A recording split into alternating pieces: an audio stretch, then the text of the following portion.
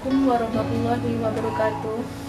Saya istri dari Serda Surya Siswanto, anggota Koramil 04 Sempat Kanan, mengucapkan terima kasih kepada Bapak Pangdam yang telah memberikan kursi roda untuk suami saya.